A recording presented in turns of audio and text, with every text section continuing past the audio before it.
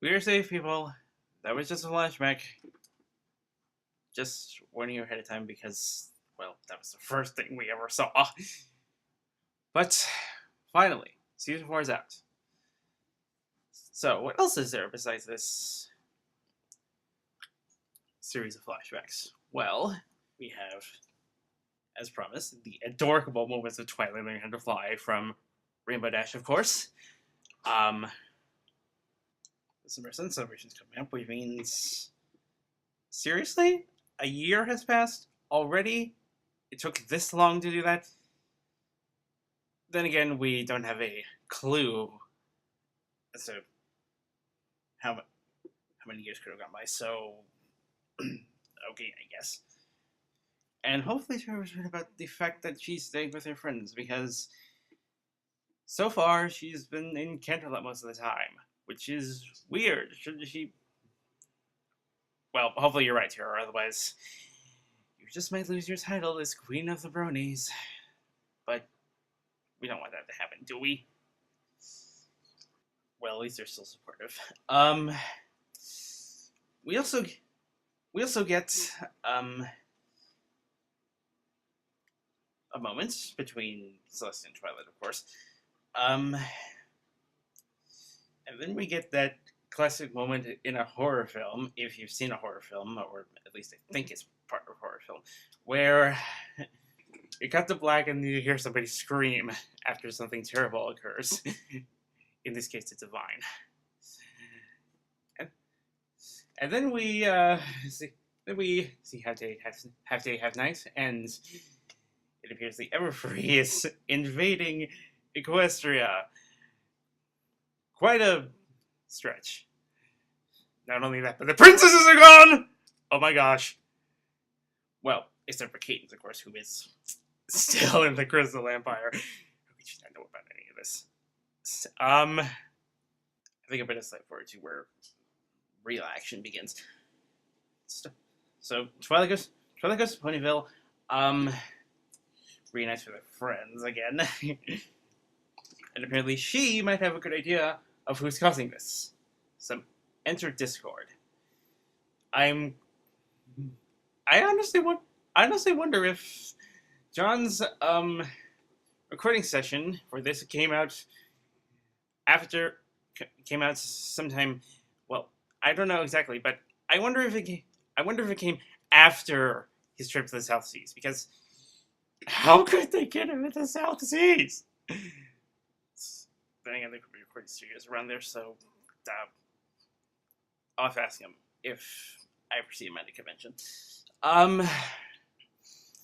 So of course they think he did it, but he's tries to be optimistic and isn't pawn that he is, which most of us are pretty sure he is.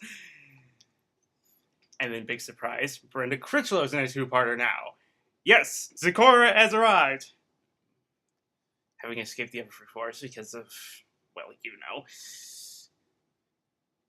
And what's this? Twilight's using dark magic again! This is kind of odd. But it's all this necessary to drink the potion and enter a series of flashbacks that pretty much she tries to understand.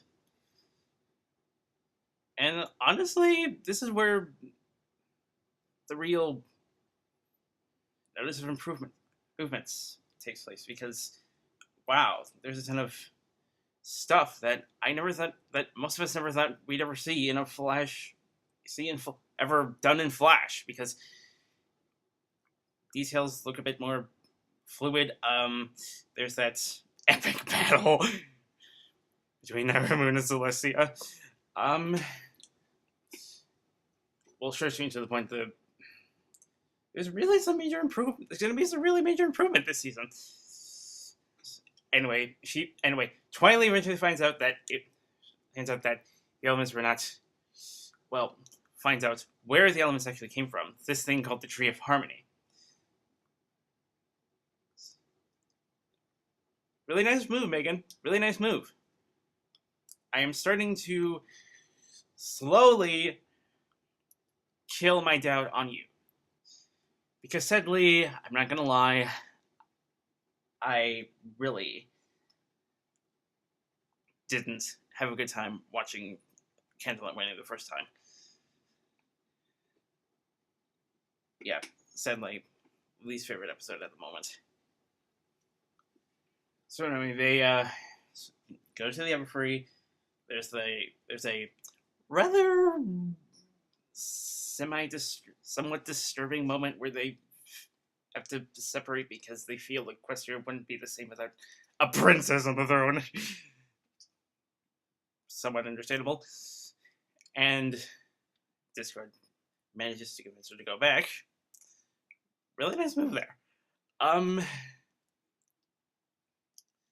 Anyway, they find out that the trees in the crevice were the crevice that they had to cross in order to reach the old castle in the beginning. And they find it covered in the vines. Return the elements. The vines are killed, the princesses are released, and the tree is restored. And harmony is restored as well. And then...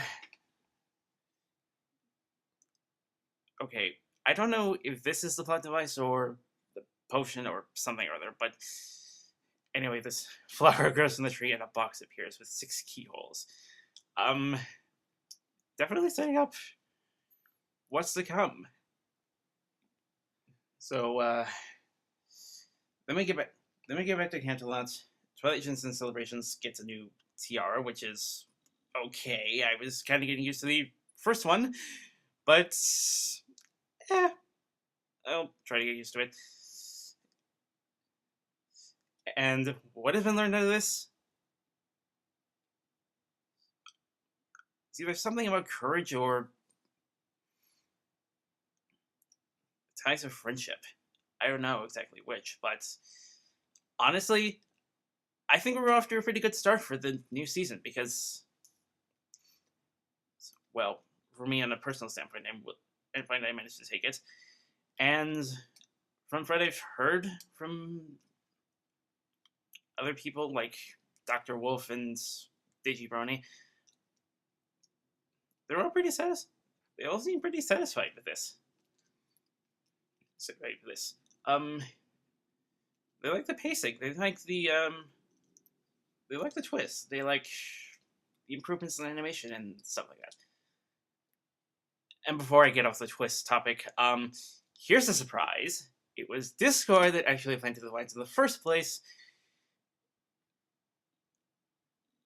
That's a really strange one. Not a bad twist, but that might be somewhat damaging to what could possibly happen in the future. But then again, we'll just have to wait and see. But overall, a pretty good episode, I might say. Not quite. Somehow I'm thinking of turning back to it at some point, but well, hopefully it's not over next week. But yeah, pretty good episode. Pretty much just 4 to 5, 7 out of 10. I don't know exactly which, but somewhere around there. Well, at least it's somewhat best rating I can come up with, or well, 5 out of 5 could be somewhat over judging or something like that. But anyway, yeah, I was not disappointed. So see you next week, perhaps.